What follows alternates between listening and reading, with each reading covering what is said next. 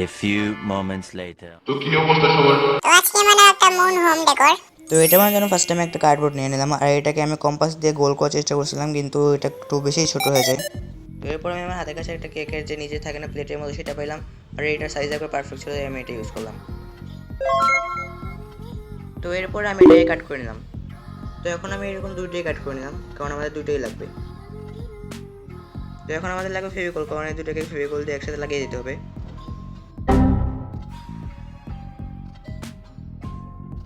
তারপর আমি হাত দিয়ে এটা ছড়িয়ে নিলাম।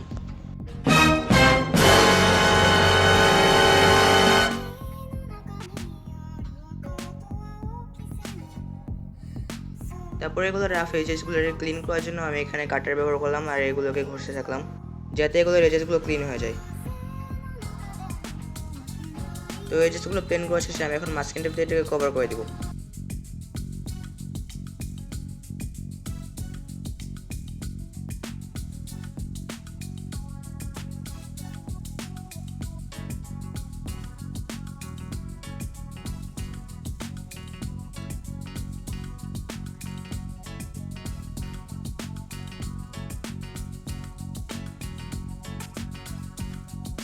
তো এটা কভার করা শেষ, তো এখন এটা সাইডে রেখে দিই। আর এখন হচ্ছে মোস্ট ইম্পর্টেন্ট পার্ট, যেটা হলো আমাদের পেস্ট বানানো। তো পেস্ট বানানোর জন্য আমাদের লাগবে চক পাউডার। তোমরা চাইলে ওয়াল পুট্টিও ব্যবহার করতে পারো, কিন্তু আমার কাছে চক পাউডার ছিল দেখে আমি চক পাউডার ব্যবহার করলাম। তো এখন আমাদের পরিমাণ মতো চক পাউডার নিতে হবে। তো এখন নিতে হবে পরিমাণ মতো ফেভিকল, মনে হয় আজকে আমার ফেভিকলটা শেষ হয়ে যাবে।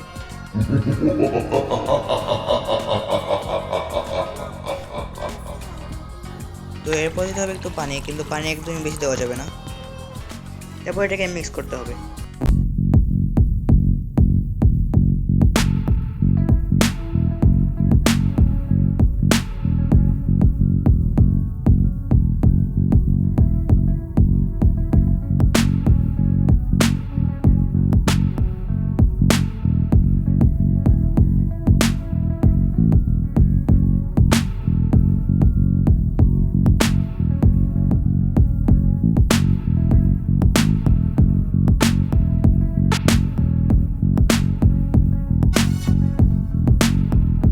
পেস্টটা যখন এরকম আসবে তার মানে এটা হয়ে গেছে। তো মনে হয় এটা বানাতে গিয়ে আজকে আমার হাতের 12টাই বেজে যাবে।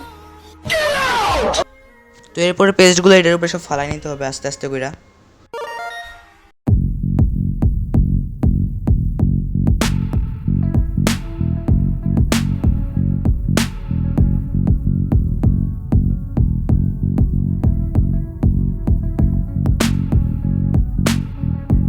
তো এরপর আমি লাঠি দিয়ে চেষ্টা করছিলাম যে যাদের মধ্যে গোল গোল থাকে না গর্ত হতো সেটা বানানোর, কিন্তু এটা কোনো মতে ছিল না। তাই আমি টিস্যু নিলাম, আর টিস্যুটাকে আমি রোল করতেছিলাম। তারপর রোল করার পরে আমি কি করলাম, এটাকে গোল করে দিলাম। তারপর আমি এটাতে বসিয়ে দিলাম। এটা ছুটে যাবে না, কারণ এটা আমরা আগে দিয়ে ফেভিকল দিয়ে রাখছি। তো আমি এরকম করে আরোগুলা বসাই নিলাম। তো বসানোর শেষে লুকগুলো এমন আসতেছিল। তারপর আমি ব্রাশ দিয়ে একটু টেক্সচার দেওয়ার চেষ্টা করতেছিলাম। তো এটা এখন একদিনের জন্য শুকাইতে রেখে দিই, দেখা হবে নেক্সট ডেতে। The next day. তো আজকে হচ্ছে নেক্সট ডে, আর এটার উপর আমি আজকে কালার করবো। এর জন্য আমি কিছু স্পঞ্জ নিয়ে নিলাম এবং হোয়াইট ব্ল্যাক কালার নিলাম, আর একটা প্যালেট নিয়ে নিলাম। তো এখন আমি হোয়াইট আর ব্ল্যাক কালার মিক্স করে একটা অ্যাশ কালার বানিয়ে নিলাম, আর এটার উপর আমি স্পঞ্জ দিয়ে অ্যাপ্লাই করবো।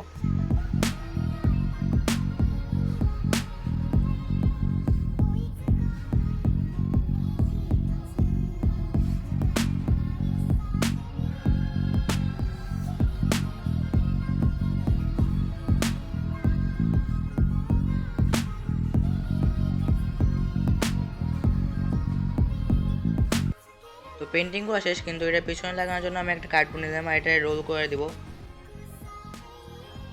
তো এটা রোল করা শেষে আমি গ্লু দিয়ে লাগাই দিব। আমার কাছে গ্লু গানটা নাই, তাই এইভাবে আমি লাইটার দিয়ে এটা গরম করতেছি।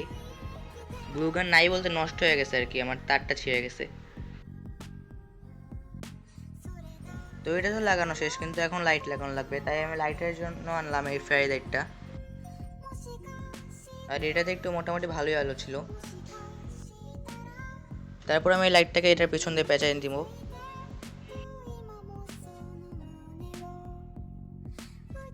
তো লাইটটা তো লাগানো শেষ, তো এখন দেখি যে এটা কেমন লাগে।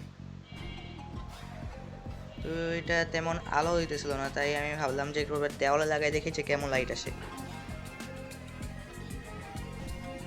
তো দেওয়ালে লাগানোর পর কিছুটা এমন আলো আসতেছিল, কিন্তু আমার একটু ভালো লাগতেছিল না, কারণ মুনটা একটু স্পষ্ট করে দিচ্ছিল না। তো এরপরে আমার কাছে এমন একটা বড় লাইট আসছিল, তাই আমি ভাবলাম যে এটার পেঁচায় দেখি যে এটা কেমন লাগে।